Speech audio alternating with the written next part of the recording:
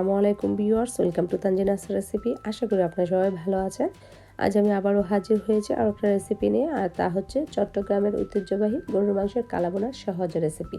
তো গরুর মাংসের কালাবোনাটা কিন্তু কম বেশি আমরা সবাই পছন্দ করি। একদম যে চট্টগ্রামের মেয়েরাই পছন্দ করে এমন কোনো কথা না, মানে বিভিন্ন ডিস্ট্রিক্টের মেয়েরাও পছন্দ করে। তো আমার এই রেসিপিটি যদি আপনাদের ভালো লাগে তাহলে প্লিজ পুরো ভিডিওটি দেখবেন, সেই সাথে একটি করে লাইক দিয়ে যাবেন। আর যারা অলরেডি আমার চ্যানেলটিকে সাবস্ক্রাইব করেছেন তাদেরকে অসংখ্য ধন্যবাদ। যারা এখনও করেননি প্লিজ আমার এই ছোট্ট চ্যানেলটিকে সাবস্ক্রাইব করে নেবেন, পাশে থাকা বেল বাটনটিকে ক্লিক করে নেবেন। চলুন তাহলে শুরু করা যায়। তো এখানে আমি গরুর মাংস নিয়েছি 1.5 কেজি। তো হাড় এবং চর্বি সহই আছে মাংসটা। তো মাংসটাকে ভালোভাবে ধুয়ে পানিটা ঝরিয়ে নিয়েছি। এখন এখানে দিয়ে দিচ্ছি কিছু গুঁড়া মশলা। প্রথমে আমি এখানে দিয়ে দিচ্ছি মরিচের গুঁড়া আর হলুদের গুঁড়া, এখানে 1 টেবিল চামচ করে নিয়েছি। আর জিরা এবং ধনিয়া 1 চা চামচ করে নিয়েছি। দিয়ে তারপরে কিছু আস্ত গরম মশলা নিয়েছি, সেগুলো আমি দেখাচ্ছি আপনাদেরকে।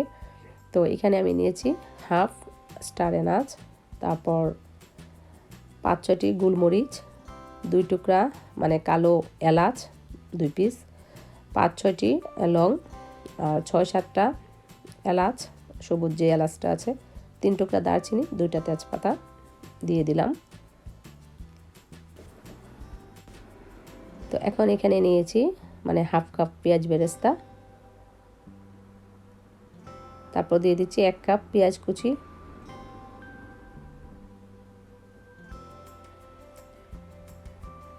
আর আদা রসুন বাটা দিয়ে দিচ্ছি 1 টেবিল চামচ রসুন বাটা, আর 1.5 টেবিল চামচ আদা বাটা, 2 টেবিল চামচ টক দই, আর এখানে পেঁয়াজ বেরেস্তা করার যে তেলটা আছে সেই তেলটা আমি দিয়ে দিচ্ছি হাফ কাপ। স্বাদ মতো লবণ দিয়ে ভালোভাবে হাত দিয়ে মাখিয়ে নিতে হবে।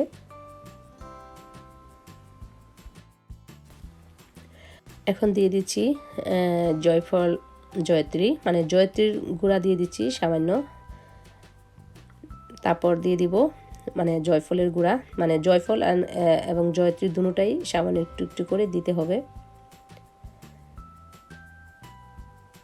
তারপর ভালোভাবে মিক্সড করে রেখে দেবো আধা ঘন্টার জন্য ঢাকনা দিয়ে ঢেকে। আর আধা ঘন্টা পর আমি সরাসরি চুলায় বসিয়ে দেব। তো আমি সরাসরি চুলায় বসিয়ে দিয়েছি, আর চুলাটা আমি হাই হিটে রেখেছি প্রায় 5-6 মিনিটের মতন হাই হিটে রেখে তারপর আমি ঢাকনা দিয়ে ঢেকে রেখেছি। এখন আমি একটু নেড়ে ছেড়ে দিলাম। তো আবারও আমি 8-10 মিনিটের জন্য ঢাকনা দিয়ে ঢেকে রেখে দিলাম। তো মাঝে মধ্যে একটু নেড়ে ছেড়ে দিতে হবে। আর মাংস থেকে কিন্তু পানি বের হয়েছে, আমি এই মাংসের পানি দিয়ে মাংসটাকে কষাবো। আর আপনারা যদি মনে করেন যে মাংসটা সিদ্ধ হচ্ছে না, সেক্ষেত্রে আপনারা সামান্য একটু গরম পানি দিতে পারেন, খুব বেশি না, যেমন ধরেন হাফ কাপ বা 1 কাপ, এর থেকে বেশি দেওয়া যাবে না। তো এখন আমি এখানে দিয়ে দিচ্ছি 1 টিস্পুন গরম মশলার গুঁড়া নিয়েছি, তো ওটা থেকে হাফ দিয়েছি, বাকিটা আমি পরে দেব।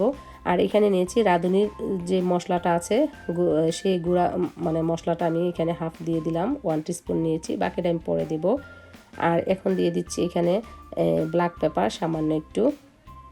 আর রাঁধুনির মশলাটা, যে রাঁধুনি গুঁড়া মশলাটা, সেটা তো অবশ্যই দিতে হবে এই কালাবোনা করতে হলে। তো এটাই কিন্তু মেন মশলা এই কালাবোনার। তো একটু পর পর আমি নেড়ে ছেড়ে দিচ্ছি আর ঢাকনা দিয়ে ঢেকে রেখে মাংসটাকে রান্না করে নিচ্ছি। তো চুলাটা একদম মিডিয়াম হিটে রেখে মিডিয়াম থেকে লো হিটে রেখে মাংসটাকে রান্না করতে হবে, নয়তোবা কিন্তু পুড়ে যেতে পারে। তো মাংসটা কিন্তু অলমোস্ট প্রায় রান্না হয়ে গিয়েছে।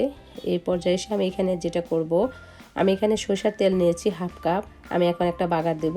এখানে বাগার দেওয়ার জন্য আমি নিয়েছি 5-6টা শুকনা মরিচ, তারপর নিয়েছি এখানে রসুন কুচি আর আদা কুচি 1 টিস্পুন পরিমাণের।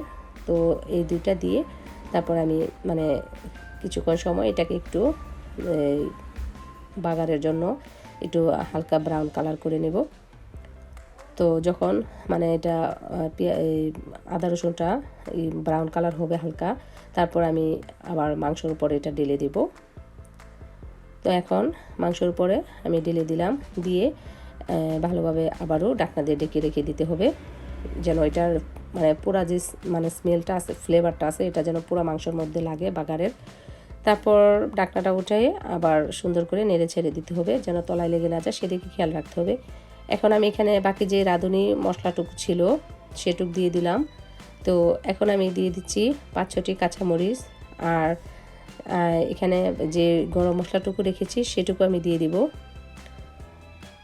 এই গরম মশলাটুকু আমি দিয়ে দিচ্ছি। তো আর কোনো মশলা অ্যাড করব না। এখন আমি আবারও ঢাকনা দিয়ে ঢেকে রেখে দিব অল্প আছে একদম 5-6 মিনিটের জন্য। আর একটু পরপর নেড়ে ছেড়ে দিব। দেখতেই পাচ্ছেন সাইড দিয়ে একদম সুন্দরভাবে তেল বের হয়েছে, আর মাংসটা কিন্তু একদম হয়ে গিয়েছে। এখন আমি এটাকে নামিয়ে নেব আর 2 মিনিটের মতন সময় নিয়ে রেখে। তো এখন আমি মাংসটাকে নামিয়ে নেব, নামিয়ে তারপর পরিবেশন করব।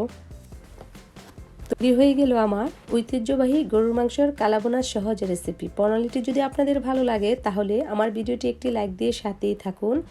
আর ঈদের পরের দিন আপনারা অবশ্যই ট্রাই করবেন এই গরুর মাংসের কালাবোনাটি, কারণ 2 সপ্তাহ পরেই কিন্তু আমাদের কুরবানির ঈদ।